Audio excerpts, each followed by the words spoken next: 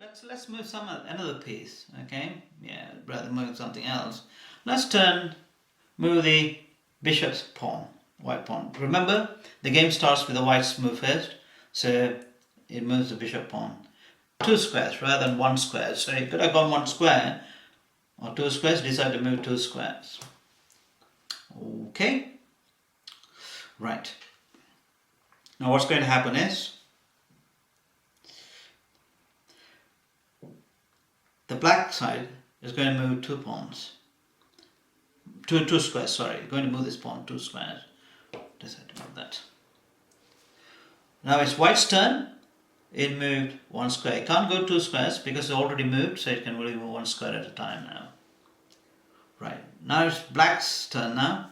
And black king pawn, because it's sitting opposite the king, decide to move 2 squares. He could have gone 1 square, but he decided to go 2 squares because he hasn't moved before, so he moved 2 squares. Now that's interesting. Now that here we come to a concept called en passant. Okay. Now if I take this pawn back to its original position, if I moved over there and now it's white's turn, remember it's diagonal, so you could actually cut it. Okay.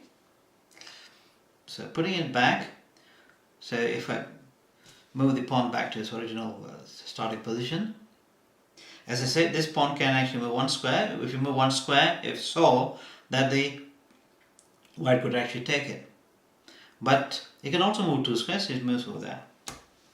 Now what's interesting about this move is it's going across this diagonal. Remember there's a diagonal line here. Imagine there's a diagonal line here. So it's going across this diagonal line and there. So it's actually kind of crossing the path, the diagonal path of this pawn. By moving this pawn to 2 squares, okay, it's actually crossed the path of this pawn. Okay, and it has an opportunity to take it. It's move over there and take this pawn.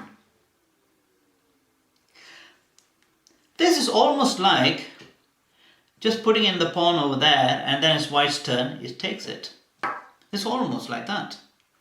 Okay, but as I say, what's interesting about this is because it's going 2 squares, so it's going across this diagonal path of this white pawn. It's almost as if this pawn was placed here. Okay, so you could decide to take it. Take this black pawn. That's interesting, isn't it? And then of course it's black's turn.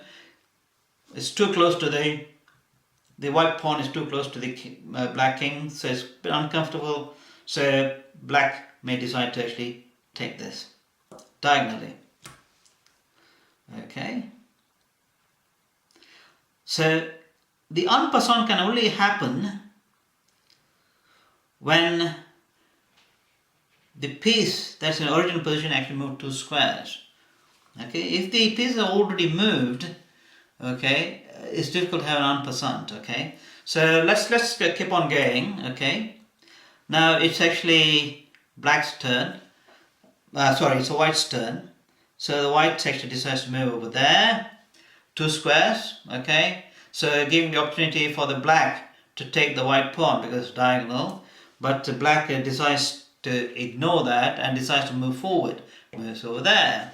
Okay, now for some reason white decides to move this bishop pawn not 1 square, 2 squares. And if you can see that, remember en passant rules, it is actually crossing the diagonal path of this pawn. So it is actually, as you're going there, it's going there to the 2 squares, it's crossing the path. So it's as if this pawn was only moved 1 square. So it can actually move over there and take this. So this is called the en passant rule. Okay. Right. For some reason, the white decides to keep playing the game just with this pawn, for instance. So it moves forward 1 square, Can't go any further, any subsequent moves later on, but we'll see how it works out. Okay, now this black pawn decides it will actually take this pawn because it's diagonal and it's black's turn, so it decides to take that.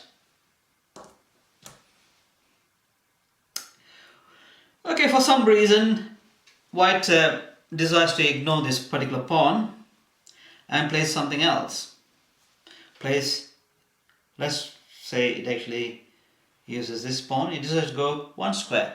For the very first time, got a choice of moving one square, two squares, but it decided to move one square.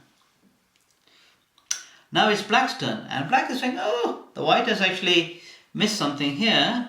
Now I've got a choice of taking the piece because it's diagonal. Remember, it's a cross, it's diagonal. Oh, this one is diagonally across. So you've got a choice of either taking this piece or taking this piece because it's black's turn. So you decide which one. It decides to take the rook. Oh no, decides to take the rook. Goes over there. What's interesting about this position is the pawn is right at the first row on the opponent's side. As far as from the black side is concerned, it's actually in the last row. If you count from the black side, the first row, second row, third row, and that's the last row. So it's reached the opponent's side altogether. Now when it reaches that, the black has a choice of actually changing the piece to one of these major pieces here. Well, other than king. So this pawn could become another rook. Assuming we had an extra rook, maybe you tied with a rubber band and pretend this is a rook. Or you could actually change this pawn for any of the other pieces. You can change this pawn over there for a knight or a bishop or a queen. Okay, so there you are. But obviously, people will go for the queen. As you'll find out later, the queen is one of the most powerful pieces on the board. And so that's it. So that's a choice of actually changing it. You've got to change it to one of these pieces over there.